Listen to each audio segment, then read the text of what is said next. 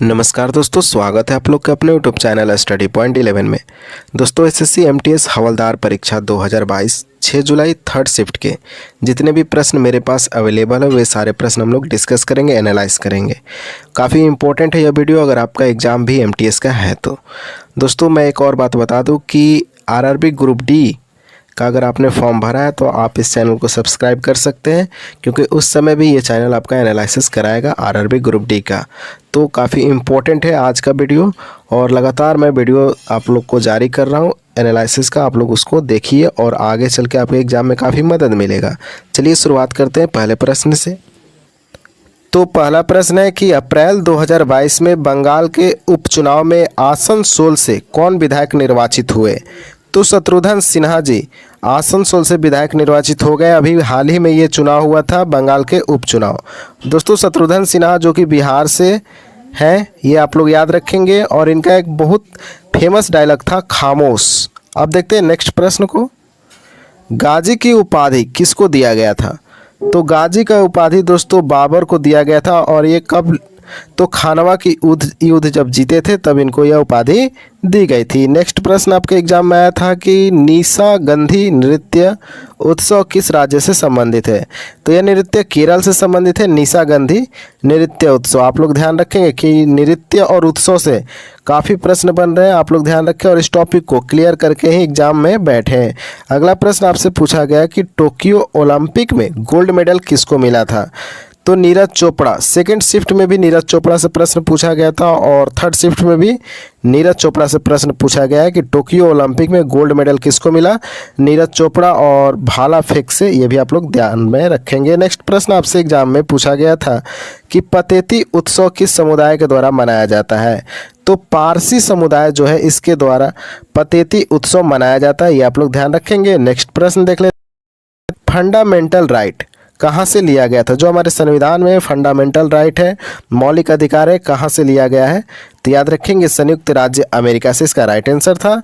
और ये किस भाग में? तो भाग 3 में। और अनुच्छेद की बात करें तो 12 से 35 अनुच्छेद के बीच ये फंडामेंटल राइट है हमारे संविधान में। नेक्स्ट प्रश्न आपसे पूछा गया है कि 1913 के बाद कौन सी क्रांति हुई थी? तो 1913 में दोस्तों गद्दर पार्टी की स्थापना किया गया था। तो याद रखिएगा गद्दर पार्टी की स्थापना कब हुई थी? 1913 में। नेक्स्ट प्रश्न आपसे पूछा गया है औरंगजेब के द्वारा बनाया गया था, मतलब औरंगजेब के द्वारा क्या बनवाया गया था? तो इसका उत्तर हो जाएगा औरंगजेब ने 1673 ईस्वी में लाहौर की बादशाही मस्जिद बनवाई। औरंगजेब के द्वारा 1678 ईस्वी में बीबी का मकबरा भी बनवाया गया था, ये भी आप लोग याद रखेंगे। और ये किसके लिए बनाया गया था? तो पत्नी रबिया दुर्रानी के स्मृति में औरंगजेब के द्वारा बनवाया गया था। नेक्स्ट प्रश्न आपसे पूछा गया है ऐ मेरे वतन के लोगों जो गीत है किसके द्वारा लिखा गया है? तो कवि प्रदीप द्वारा ऐ मेरे वतन के लोगों गीत को लिखा गया है। अगला प्रश्न आपसे पूछा गया था एग्जाम में कि 2021 के क्रिकेट वर्ल्ड कप में कौन से पशु को शुभंकर के रूप में माना गया है?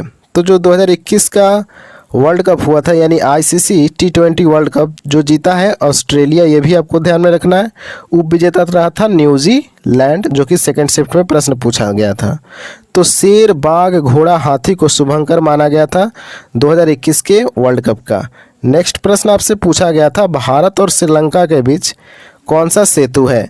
तो श्री राम सेतु है। बहुत सरल सवाल था कि भारत और श्रीलंका के बीच कौन सा सेतु है, तो उत्तर था श्री राम सेतु।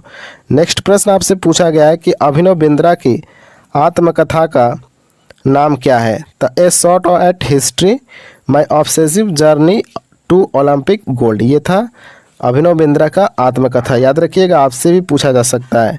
अगला प्रश्न है कि अफ्रीका को यूरोप से कौन सा सागर अलग करता है? तो अफ्रीका को यूरोप से भूमध्य सागर अलग करता है, ध्यान रखिएगा। और ऐसे प्रश्न आपसे भी पूछे जाएंगे। अगला प्रश्न है कि यूनानियों के द्वारा अमित्र घात किसे कहा गया था? यानी जो यूनानी थे इनके द्वारा अमित्र घात किसको बोला गया? तो बिंदुसार मौर्य को बोला गया, जो कि मौर्य राजवंश के राजा थे बिंदुसार, और इनको अमित्र घात बोला गया था। अगला प्रश्न आपसे पूछा गया था कि ग्राम पंचायत किस अनुच्छेद के अंतर्गत आता है? तो अनुच्छेद 40, यानी अनुच्छेद से अब तक एमटीएस के 6 शिफ्ट में और 6 शिफ्ट में अनुच्छेद से प्रश्न बने हैं। तो आप लोग 50 तक अनुच्छेद एकदम रट के जाएं और आप लोग रटे भी होंगे जो कि इतने दिन से तैयारी कर रहे हैं। तो ग्राम पंचायत अनुच्छेद 40 से संबंधित है।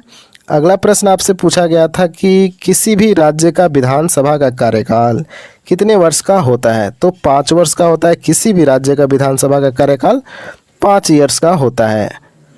अगला प्रश्न आपसे पूछा गया कि पौधों को विकसित होने के लिए क्या जरूरी होता है? तो क्लोरोफिल। पौधों को विकसित होने के लिए क्लोरोफिल की आवश्यकता ज़्यादा होती है।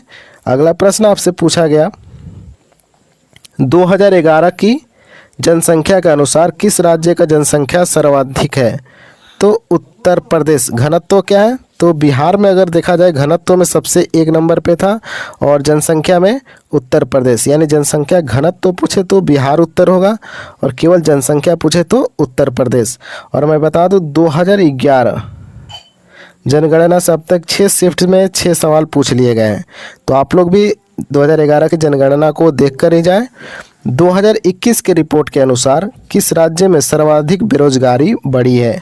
तो सर्वाधिक बेरोजगारी वाला राज्य हरियाणा है, आप लोग याद रखेंगे। और करेंट अफेयर्स भी है, तो काफ़ी इंपॉर्टेंट प्रश्न है। नेक्स्ट प्रश्न था पंथी नृत्य किस राज्य से संबंधित है? तो पंथी नृत्य जो है छत्तीसगढ़ से संबंधित है, ये भी आप लोग ध्यान में रखेंगे। नेक्स्ट प्रश्न आपसे पूछा गया कि कौन सा धातु सबसे क्रियाशील है? तो याद रखेंगे सोडियम। आप लोग को ही पता है कि इसको केरोसिन में डुबा कर रखा जाता है इसकी क्रियाशीलता की वजह से, क्योंकि जैसे ये हवा के संपर्क में आएगा इसमें आग पकड़ लेती है। तो सबसे क्रियाशील धातु है सोडियम, ये आप लोग ध्यान में रखेंगे। आगे के एग्जाम के लिए आप लोग को दोस्तों बेस्ट ऑफ लक। अगर आप नए हैं चैनल पे तो चैनल को सब्सक्राइब जरूर कीजिए। मैं एक बार और बताता हूँ कि इसी चैनल पे आरआरबी ग्रुप डी का भी एनालिसिस कराया जाएगा और काफ़ी बेहतरीन तरीके से कराया जाएगा। तो चलिए मिलते हैं अब नेक्स्ट यानी कल के फर्स्ट शिफ्ट का पेपर लेकर मैं फिर से हाजिर हो जाऊंगा। तब तक के लिए जय हिंद, जय भारत। पढ़ते रहिए आप लोग मन लगा के।